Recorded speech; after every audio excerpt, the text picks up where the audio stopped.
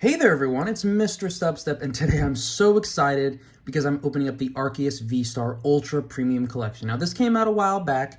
I think it was, fall or winter time of last year, and I think it was a GameStop exclusive.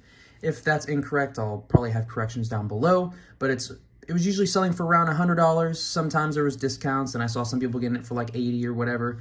But overall, I think this is kind of an underrated Ultra Premium collection. I know a lot of people weren't super impressed by the metal cards within, but let's show off the back, and then we can open this dog right up. All right, show your metal with the Arceus VSTAR Ultra Premium Collection. I see what y'all did there. A little double entendre. I like that. Ooh, that's a nice little, you can see me a little bit. How you doing?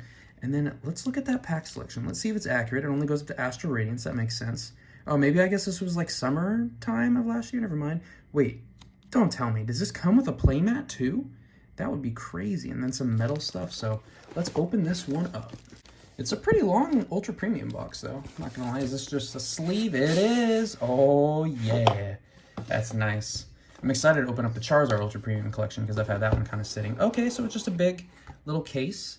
Ah, very nice. We'll start. Oh, these are so heavy. You think they're made of metal or something? All right, we'll start with the Grand Arceus V metal card. Now that is cool. I love these metal cards so much, and I am excited to get them graded now that CGC's taken them. I would love to get these metal cards slabbed up. Arceus V, an amazing card, can fit in so many decks, really good at accelerating energy. Really good card. And it came out in Brilliant Stars, so it'll be around for, at least a couple more years, I believe. And we have the Arceus VSTAR, which is an even a more amazing card, because it does damage, and then also accelerates energy, and the VSTAR power of Starbirth, which is one of the best VSTAR powers in my opinion, because you can grab any 2 cards from your deck. Like, that's pretty awesome. I mean, 2 cards from your deck, that can just be like a game changer as far as things that you need. And those are pretty beautiful. I haven't opened up the Ultra, or the other metal cards that I have are from the Celebrations one. And then let's see, it looks like there's some goodies in here. It's nice that they all came in a box and they're not, whoa, give me disco vibes right there. All right, still surprised they haven't made a super fancy one of these VSTAR markers, but that's still okay. We got the metal die, damage counter die, which these are amazing. They're heavy. I feel like if you drop this from a building and it hits somebody, it might hurt them very badly, maybe even be a fatal wound. Well, I'll leave these in the packages for now, but we got the Arceus right there, and then what's this one? Oh, they just give you 2 Arceus coins, so they're the same exact thing. Was I supposed to get 2? Hold on. It says 1 metal coin featuring Arceus. So does that mean somebody else didn't get their coin? Because I just got 2. So I'm sorry for the person out there that is missing one of their coins. I guess I got 2 coins. Oh, and we do get that has a really cool little playmat thing too. And we do get a playmat. So look forward to videos from now on featuring this playmat instead of my Celebrations one. And that is quite nice. I mean, come on now. Arceus, the creator of all Pokemon, whatever you want to call it. That's a nice playmat. Ooh, that fresh playmat smell. Not the best smell, but not the worst either. It's a smell.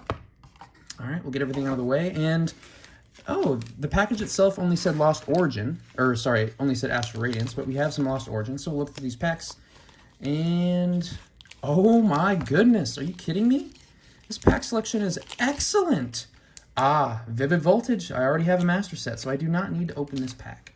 So, all right, sorry about that pause. My cats were doing their business, and it seems like as soon as I start speaking, they're like, oh, the human is alive. And then they come to the room and they do everything. They eat, they use the restroom, they like to do everything. So, came with 15 packs total, 4 Lost Origin, 4 Astral Radiance, 4 Brilliant Stars, 2 Evolving Skies, and 1 Vivid Voltage, because I already have a master set of Vivid Voltage. I do not need to open this pack, so it'll go towards a giveaway in the future. Next giveaway will probably be at 2,500 subs, so there's that, putting that out there. And yeah, I'm actually really excited to do these packs, so I'll probably do, we'll just start opening up with the Brilliant Stars. Hopefully out of these 14 packs that I'm opening, I'll get at least 2 hits. But let me know if you picked this up, or maybe it was just slightly out of your price range, or what you think of it. But overall, I think this is a really cool box. If I remember creeping on Reddit, I'll save, actually, I want some Lost Origin codes, so I'll save myself a Lost Origin and Astral Radiance probably codes, 2 codes from this one.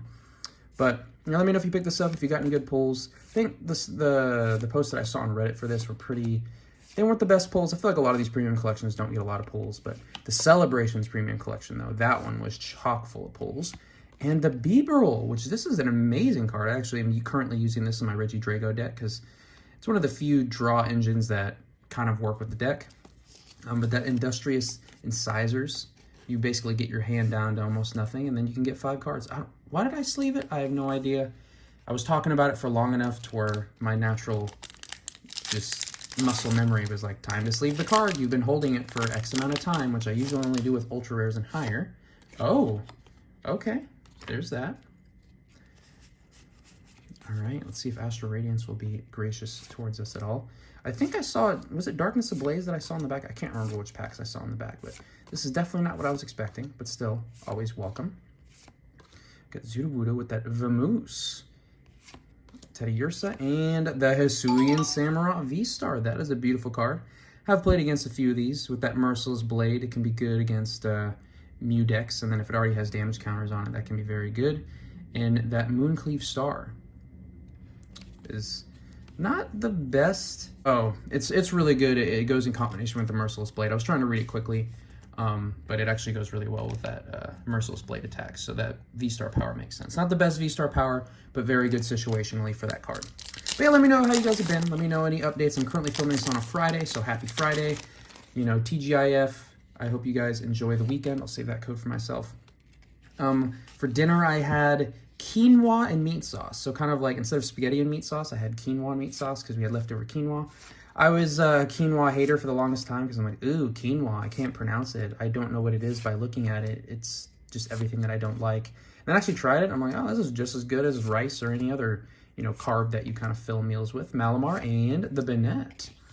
So yeah, it wasn't a bad dinner. I'll do one more set of 3, and then I'll open Evolving Skies, and maybe we'll finish up with the Evolving Skies. I've been fairly lucky with Evolving Skies. None of the big cards within this set, but I have gotten a few alternate arts, so that is something. And there's a VSTAR Marker. VSTAR Marker is what, 1 in 6 packs, 1 in 7 packs? They're pretty rare, y'all. And there was that one VSTAR Marker that was graded PSA 10 that was going for like around $100. Not sure if the buyer's actually going to pay for it, but I thought that was kind of funny, you know, the memes just behind stuff like that. Oh!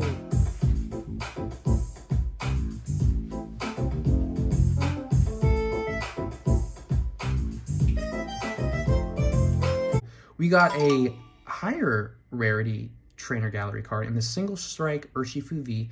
I wish this was one that I needed, but I actually already have this card. And the Clefable, which, that's a solid rare. But this is a great pull. I'm very excited about this pull. I am really close on Brilliant Stars for the Master set. I think from the main set, I'm only missing the Charizard Rainbow. And then from the, what's it called?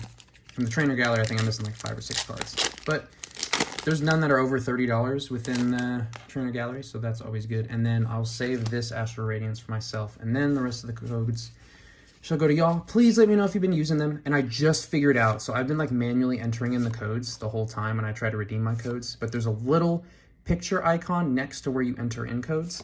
And if you click that, you can use your camera and then you just throw the code on there and it automatically, that would have saved me so much time. Oh my gosh. I can't believe I didn't reckon. I was like, the whole time I was like, there must be an easier way to do this. The Hisuian Typhlosion. Oh my gosh, with that very swaggy stance right there. Wow. Just kind of like sliding into your DMs. I don't know. And the Bastiodon. I feel like I've pulled a lot of that Bastiodon. But yeah, dinner was good. I'm actually quite full. I was thinking about making myself some dessert toast, but I don't think I'll need it because I'm pretty full already.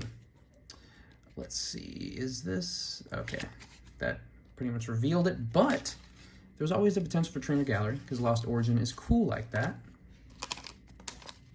I'm all over the place. Oh my god. Okay, wait. Yeah, got rid of the VSTAR. Okay, there we go. I'm all over the place. I'm just excited for this weekend to start. Should be going on another tour to the Bullet Distillery. Maybe you've heard of Bullet. They look like very traditional, like canteen-looking bottles, and they're. I'm excited to try them. And the Cramorant. This is a really good Lost box deck because you can easily get 4 or more cards in the Lost Zone pretty quickly if you have, you know, good setup and some comfies. And doing 110 for no energy is pretty awesome. All right, so, okay, one more thing before I get into more stories. For TCG Player, I do list a lot of my extras on there. So, like, just duplicates or like ultra rares that I have duplicates of, because it's just easier just to list them, get money for those, and then buy more cards for the collection. I mean, I could technically hoard all of them, and they'd probably increase in price over the future, but I also just want to start trying some stuff, you know, because it starts taking up so much space, and I feel like it's just nice to clear out, get rid of things, and just have a kind of constant, you know, inflow of, you know, money for cards. And the Talonflame, I feel like I've pulled that a lot. All right, so I think we're about halfway. So let's see if we can get anything else good. But as far as travel stories, so the next place I'll talk about is Cologne, or I think in German it's pronounced Köln. It's like K-O-L-N, but I think there's like some accents or flavors on the, oh, that's a weird colored card, on the, on some of the letters. Didn't quite learn those that well, but yeah, it's in the northwest of Germany. So I spent the majority of the time in South Germany and Bavaria. So there's definitely a dynamic between the South and the North in Germany, go figure. You know, just diversity and then stuff like that is actually common in so many countries, which I think is kind of hilarious because a lot of places, you know, give America crap and everything, but it happens all over the place. But yeah, in Northwest, in Cologne specifically, because, you know, we went through Frankfurt and all that stuff just along the way, like using trains and everything, but overall, it was just a lot more of a young professional vibe there, I would like to say. Instead of everybody drinking like liter glasses of beer and all that stuff, or Moss beers, you would have like smaller sized beers, but then they'd come out like they were almost like buffet style. They come in small glasses, and then you grab a glass, drink a little bit, and then the next time it comes around, you can get a refill. So the drinks do always stay cold, because I'm telling you, you drink the Moss beer, by the end of that, the beer is warm, and it's not the greatest experience, I'm not gonna lie. Unless you like warm beer or warm drink in general, then I guess you'll enjoy that, but it is not very enjoyable. So the fact that it always stayed cold, and we actually went during a wine festival, which was kind of crazy, because it's always funny when you're traveling and you just run into like crazy events like that just by happenstance. Like, oh, you know, we were just walking around, and then bam, there was a live concert going on, and the Vespa Queen. So yeah, it was overall a great experience. I just went with one other friend. We had an opportunity one weekend, and he was down, so we just both went. He's actually, I forget where he's from, but he's fluent in Japanese, which was pretty cool actually, because we ran into some Japanese folk on one of the trains, and he's like a redhead and just very Irish looking, and he started speaking Japanese to, you know, some Japanese travelers, and they were so blown away, and they were just having conversation, and it made me smile before I eventually fell asleep on the train, because I was just tired, and, you know, naps just make those train rides go that much faster. But it was a great experience, good drink, good food, good atmosphere, just very young people vibes there, and it was definitely a different dynamic than in the South. And we have the Drapion V. Look at that. This card, how many times have I just...